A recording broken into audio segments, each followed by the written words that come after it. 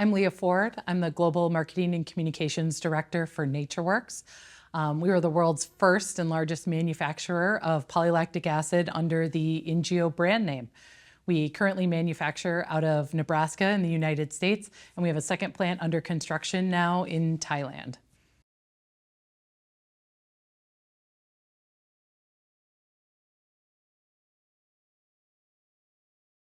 NGO is used for a wide variety of compostable products, from tea bags and coffee capsules to coatings for paper in hot cups, as well as food containers and thermoforms.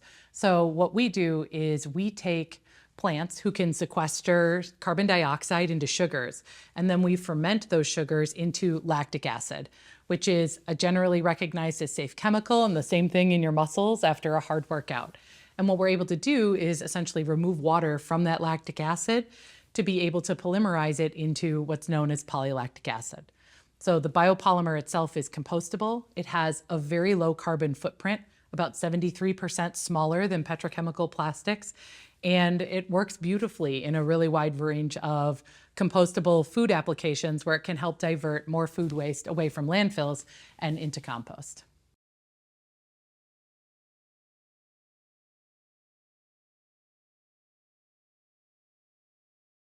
From the very early days of NatureWorks, when we opened up our manufacturing facility in 2002, we were excited about the opportunity that these products could be designed as compostable. So from our very earliest days, we did a lot of testing and product design to ensure that not only will these products, initiate in disintegration, but then that they can also be processed by microbial life and biodegrade into carbon dioxide, humus, water, pretty natural elements. So we've been working with BPI also since the very early days to be able to certify a lot of the lab testing that we've done on both disintegration and biodegradation. We've also partnered with organizations like CMA and others to do a lot of field testing, to be able to test real compostable coffee capsules in the field or real tea bags in the field. And from those results, and also what we would have seen out of the Closed Loop Partners report that came out earlier this year, is that by and large, bioplastics compost beautifully in these environments. The same environment in industrial composting that's designed to process food waste, to be able to kill pathogens and things like meat and dairy products, is ideal for processing a bioplastic like NGO PLA. We even specifically design our polymer to be able to compost right alongside food so that we can maximize that food waste diversion away from landfills where food anaerobically degrades and creates a lot of methane, to compost where it can help create a really valuable added soil amendment.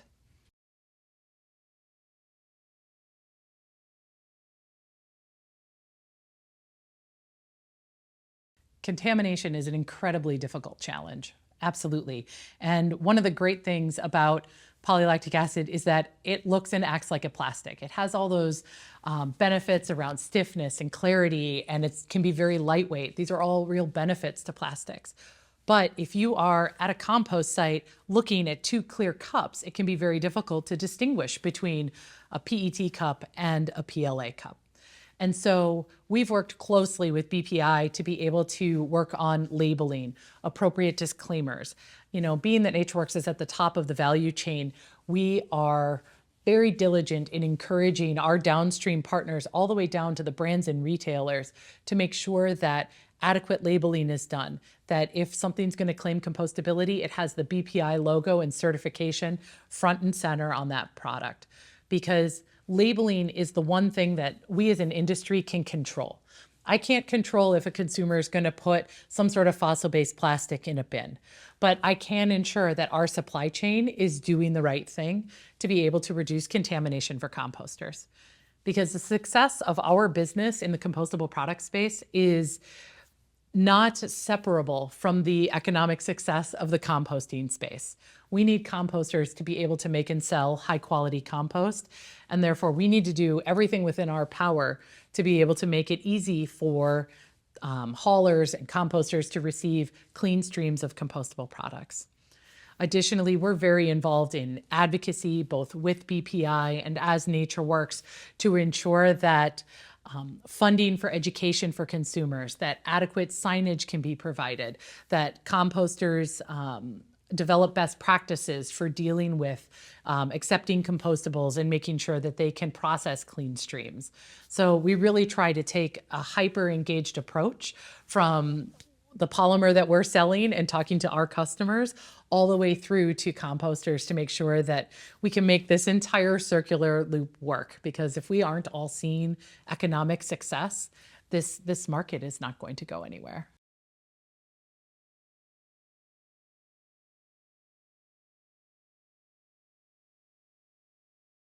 So earlier this year, the organization Holland Bioplastics published a study that was conducted by Hydromarine Sciences on the potential formation and fate of PLA microplastics in the open environment. And what that study did is build on some of the things that we know happen inside a compost pile. We know that if a PLA object is in a compost pile, what's going to happen is that with heat and the presence of water, that product is going to hydrolyze, meaning that a PLA object is going to start to fragment and become smaller and smaller molecular weight products, like oligomers, for example. And once those low molecular weight products are small enough, then they are bioaccessible to microbial life and they'll be biodegraded. And so in a compost environment, this is controlled and this is time bound. And we know that in that space, PLA is not going to create microplastics. But there was an extended question: what happens to these products if they're littered? What happens in the worst case scenario if they're in the open environment? What's going to happen? And that's where Hydra, what they did is they reviewed some 30,000 studies to be able to look at published academic research to see what it says about the fate of PLA in the environment. And they were able to narrow that down to around 500 reports that were relevant to the questions we were trying to answer. Does PLA create persistent microplastics in the environment? If so, how are they formed? What happens to them? What are the toxicology impacts? And the very clear result from that study was that in the open environment, PLA will not create persistent microplastics.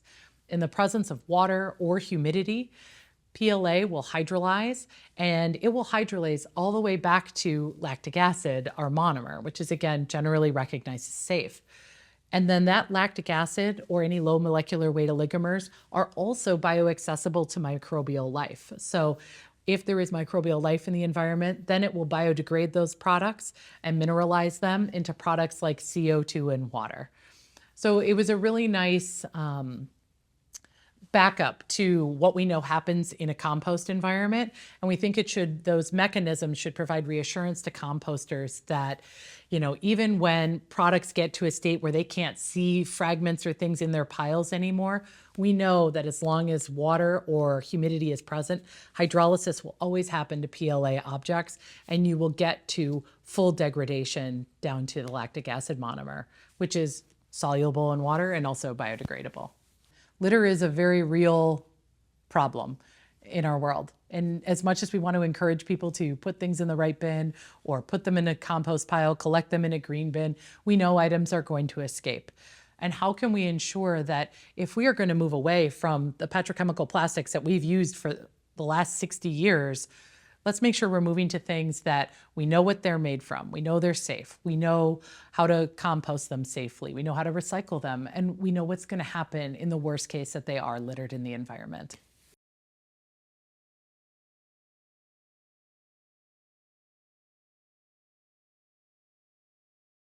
I love BPI. Join the communications committee. We could use some help. There's a lot of misinformation in the market. And we'd love a lot of help to be able to correct that because, we have so much research, we have so much data on all of these materials and what happens, and we have buy-in from some really great composters across the US. But still, these ideas about the effect of bioplastics and compostable materials on the market, it still persists. And so how do we take that down as a burgeoning and small industry and have an impactful reach so that people feel confident in using these materials, putting them in their green bins, or composting them?